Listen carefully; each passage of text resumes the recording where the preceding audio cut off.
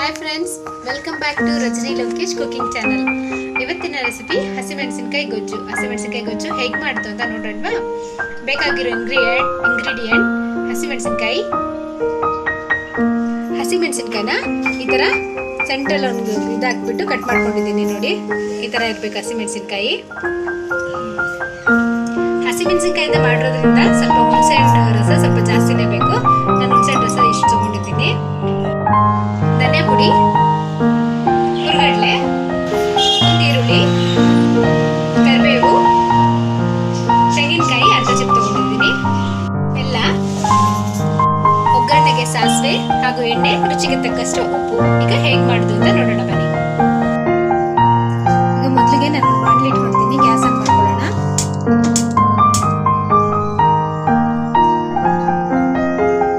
ಎಣ್ಣೆ 2ರಿಂದ 3 ಸ್ಪೂನ್ ಅಷ್ಟು ಎಣ್ಣೆ ಹಾಕೋತಾ ಇದ್ದೀನಿ.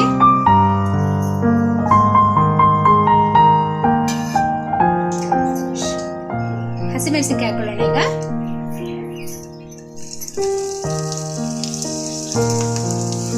ಹಸಿಮೆಣಸಿನಕಾಯಿನ ಚೆನ್ನಾಗಿ ಫ್ರೈ ಮಾಡ್ಕೊಬೇಕು.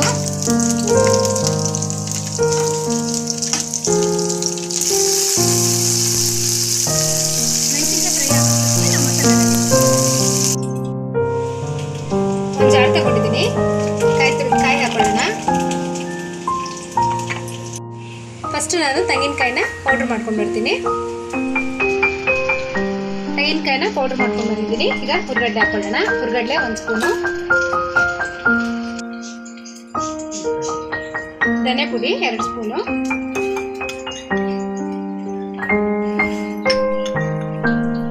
ಇದನ್ನ ನೀರು ಹಾಕೊಂಡು ನುಣ್ಣಗೆ ರುಬ್ಕೊಂಡು ಬರ್ತೀನಿ.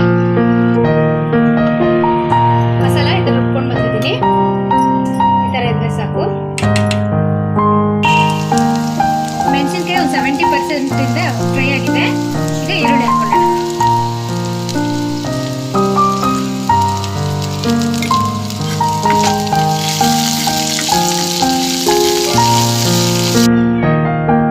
ಈಗ ಈರುಳ್ಳಿ ಹಸಿಮೆಣಸಿನಕಾಯಿ ಎಲ್ಲ ಚೆನ್ನಾಗಿ ಫ್ರೈ ಆಗಿದೆ. ಈಗ ಹುಣಸೆ ರಸ ಹಾಕೊಳ್ಳೋಣ. ಹುಣಸೆ ರಸ ಹಾಕೊಳ್ತಾ ಇದ್ದೀನಿ. ಸ್ವಲ್ಪ ಹೆಚ್ಚಿಗೆ ಇಡ್ಸುತ್ತೆ, ಯಾಕಂದ್ರೆ ಹಸಿಮೆಣಸಿನಕಾಯಿ ಖಾರ ಇರೋದ್ರಿಂದ ಸ್ವಲ್ಪ ಹೆಚ್ಚಿಗೆ ಹಾಕೊಳ್ಳಿ. ಹಾಗೆ ಈಗ ರುಬ್ಕೊಂಡ್ರು ಮಸಾಲೆ ಎಲ್ಲ ಹಾಕೊಂಡ್ಬಿಡೋಣ.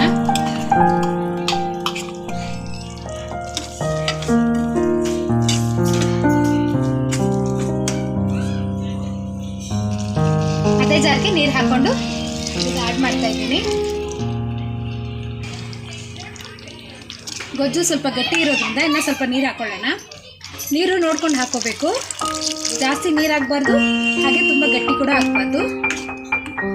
ಇಷ್ಟಾದರೆ ನೋಡಿ ಸಾಕು, ಕರೆಕ್ಟಾಗಿರುತ್ತೆ ಇದು. ಈಗ ಒಂದು 10 to 15 ಮಿನಿಟ್ಸ್ ಚೆನ್ನಾಗಿ ಕುದಿಯಕ್ಕೆ ಬಿಡೋಣ. ರುಚಿಗೆ ತಕ್ಕಷ್ಟು ಉಪ್ಪು, 2 ಸ್ಪೂನ್ ಅಷ್ಟು ಬೆಲ್ಲ ಹಾಕೊಳ್ಳೋಣ.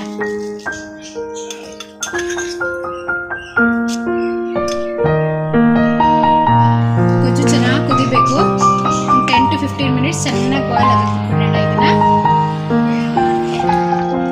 ನೋಡ್ತಾ ಇರ್ಬೋದು, ಗೊಜ್ಜೆಲ್ಲ ಚೆನ್ನಾಗಿ ಕುದೀತಾ ಇದೆ. ಈಗ ಗ್ಯಾಸ್ ಆಫ್ ಮಾಡಿಕೊಂಡು ಒಗ್ಗರಣೆ ಮಾಡ್ಕೊಳ್ಳೋಣ. ಈಗ ಒಂದು ಚಿಕ್ಕದೊಂದು ಬಾಣಲಿ ಇಟ್ಕೊಂಡಿದ್ದೀನಿ. ಒಗ್ಗರಣೆ ಮಾಡ್ಕೊಳ್ಳೋಣ. ಗ್ಯಾಸ್ ಆನ್ ಮಾಡ್ಕೊಂಡಿದ್ದೀನಿ. ಒಗ್ಗರಣೆಗೆ ಮೇಥಿ, ಸಾಸಿವೆ,